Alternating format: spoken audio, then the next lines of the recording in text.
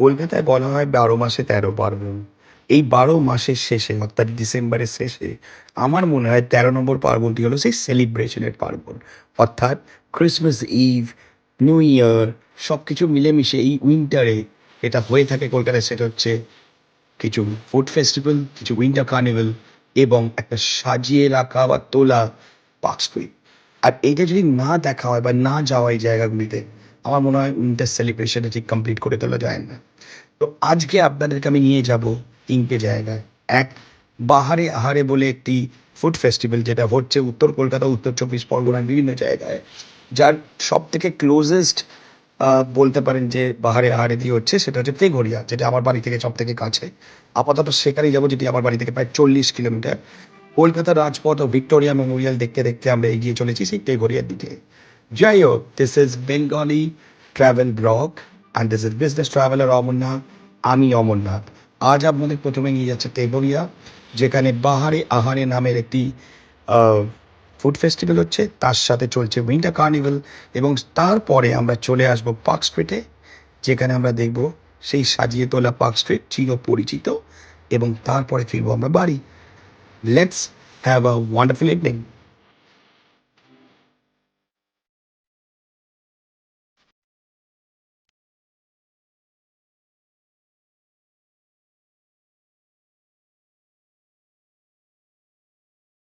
ABC Bose flyover, মা flyover ধরে গিয়ে আমরা চলে আসি সায়েন্স সিটি এবং আইটিসি রয়্যাল বেঙ্গল হোটেলের কাছে।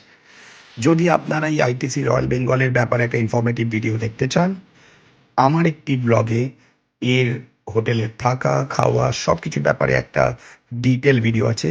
Please visit my blog, my channel and have a view of it. ভালো লাগবে এবং ইনফরমেটিভ। যাই হোক, এই বলতে বলতেই চলে এলাম আমরা শ্রীভূমি স্পোর্টিং ক্লাব, যেটি ভিআইপি রোডে। এখানে পৌষ পার্বণ মেলা চলছে এবং সেটিকে আমরা বাদিকে রেখে এগিয়ে যাচ্ছি তেঘরিয়া, কারণ আজকের ডেস্টিনেশন আমাদের বাহারে আহারে, নট দ্য পৌষ মেলা। যাই হোক, ঘন্টাঘর ক্রস করে এবার আমরা প্রায় কাছাকাছি পৌঁছে গেছি তেঘরিয়ার।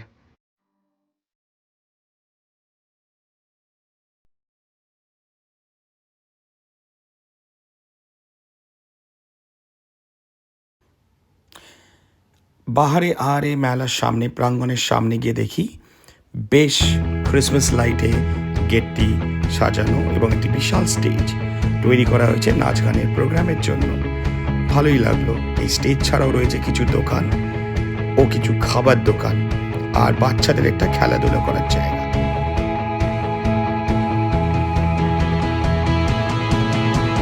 কলকাতার কিছু ফুড ব্লগার যারা উজ্জ্বল দা, আমেরিকান দাদা ও রাজুদার পরোটার বাইরে বেরোতে পারেনি, তাদের দ্বারা ইনফ্লুয়েন্সড বা পপুলার করা একটি ব্র্যান্ড, সেটা হচ্ছে উজ্জ্বল দা, যাকে আপনি সামনে দেখছেন ব্ল্যাক টি শার্টে।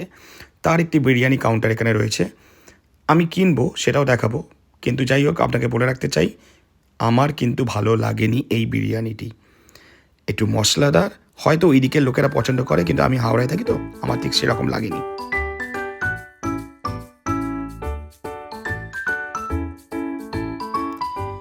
অন্যদিকে বাচ্চাদের নাচ গান নিয়ে প্রোগ্রামটি বেশ জমজমাট হয়ে উঠেছিল, আর সেটা ছিল হচ্ছে ফুড ফেস্টিভ্যালের বাইরে এই উইন্টার কার্নিভালের সেলিব্রেশন মোমেন্টটা। ভালো লাগছে, তুলে ধরলাম সেই বাচ্চাদের কিছু নাচ গানের দৃশ্য আপনাদের জন্য।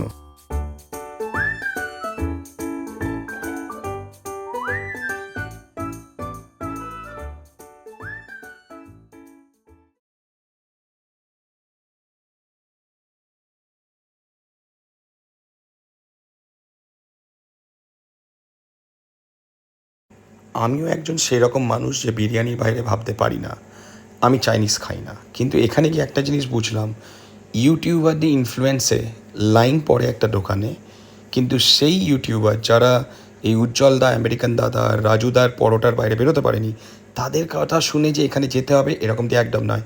আমি ঠিক সেরকমভাবে ইনফ্লুয়েন্স হয়ে গেছি এবং ওর ওই ঘি ঢালা কাটা ভিডিও তুলে আপনাদের ধরেছি। কিন্তু আমি যখন বাড়িতে নিয়ে এসে সেই বিরিয়ানিটা খেয়েছি, আমি না সেই ফ্লেভার পেয়েছি, না সেই টেস্ট। হ্যাঁ, গ্রিসি রাইস ভালো লাগেনি একেবারে। মানে আমি হয়তো 10-এ 3 কি 4-এর বেশি দিতে পারবো না। যেখানে জামজাম, রয়্যাল, মেজবান অনেক ভালো ভালো সাউথ ক্যালকাটা বা সেন্ট্রাল ক্যালকাটা দোকান আছে, ট্রাই করতে পারো। আমি উজ্জ্বলের দোকানে গিয়ে জানতে পারলাম বা বুঝতে পারলাম যেটা ইউটিউবারে কত পাওয়ার। তারই ইনফ্লুয়েন্সের লোকজন এই বিরিয়ানিটা খেতেও ওখানে লাইন দিচ্ছে, যেটা ওদের দোকানও না। তাহলে ভাবুন মধ্যমগ্রামে কত লাইন দিয়ে থাকবে। এইরকম লাইন পড়েছে আর বাকি দোকানে কোনো লোক নেই। প্লিজ ইউটিউবার দাদা ভাইরা অন্য দোকানেও ফোকাস করুন। 3টে দোকানের বাইরে গিয়েও আপনারা একটু নিজেদের দায়িত্বটা পালন করুন, কারণ আপনাদের দায়িত্ব বেশ অনেকটা। কারণ আপনারাই তুলে ধরেন সেই বেস্ট ফুড বা বেস্ট খাবার দাবারের ডেস্টিনেশনগুলি। যাই হোক, সেরকম একটা ভালো না লাগাতে আমি ওখান থেকে চলে আসি বাচ্চাদের যে স্পোর্টস অ্যারিনাটা বানিয়ে রেখেছিল সেখানে আমার ছেলে খুব ছোট, তাই তার জন্য ছিল গাড়ি, ক্যাটারপিলার ট্রেন, ছোটো ছোটো প্লেন। ও কিন্তু বেশ জোরে মজা করলো এবং আনন্দ পেল 100-এ 100। এবং সেইটি করে ও এতটাই এক্সাইটেড হয়ে পড়লো যে সে আমার সাথে বন্দুক নিয়ে গুলিটা পর্যন্ত চালালো বেলুন ফাটানোর জন্য। একটু বড়দের মতো হাব ভাব দেখাচ্ছিল বটে, বাট ঠিক আছে, সেও এনজয় করছিল, আমিও এনজয় করছিলাম। অ্যান্ড সেই এনজয়মেন্টের কোনো ভাগ হবে না।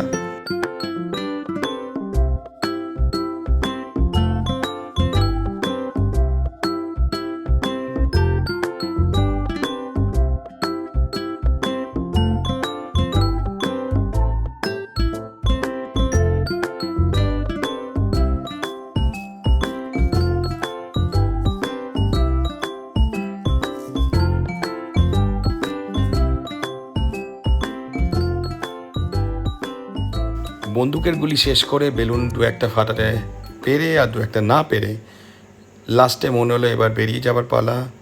তাই গাড়ি নিয়ে সোজা বেরিয়ে পড়লাম আমরা পার্ক স্ট্রিটের উদ্দেশ্যে। পার্ক স্ট্রিট কারণ সেটাই ছিল আমাদের লাস্ট ডেস্টিনেশন, সেই আলোয় মোড়া আকাশ দেখার জন্য। চলুন আমাদের সাথে পার্ক স্ট্রিট।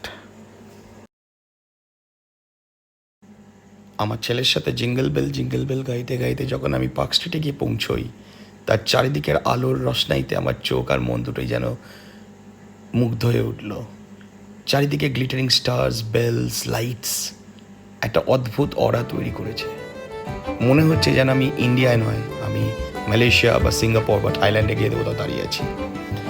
যাই হোক, যারা কলকাতার বাইরে বা কলকাতার, এইটা কিন্তু একটি মাস্ট আসা জায়গা during the winter, rather during the Christmas and new year.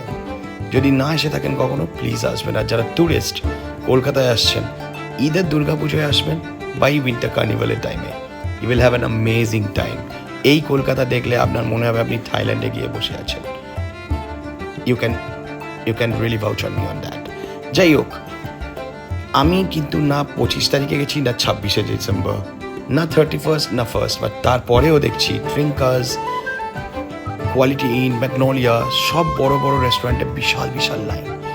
লোকেরাও অপেক্ষা করছে তার নিজেদের লাভড ওয়ান্সের নিয়ে কখন একটি ভালো মোমেন্ট কাটাবে সেই রেস্টুরেন্টে বা ক্যাফেতে বা পাবে।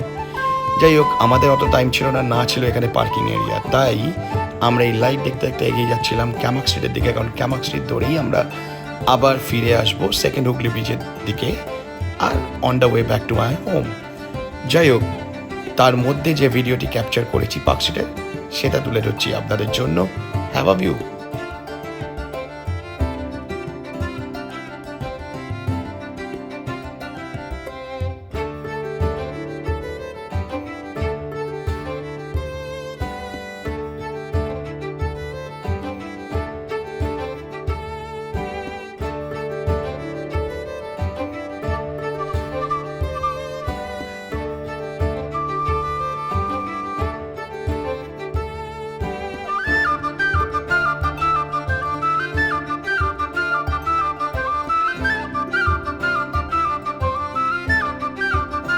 এই পার্ক স্ট্রিট ধরে সোজা এগিয়ে যখন আপনি ক্যামাক স্ট্রিটের দিকে বাঁক নেবেন, তার আগে বাঁ হাতে যে জায়গাটি পড়ে বা যে পার্কটি পড়ে তার নাম অ্যালেন পার্ক।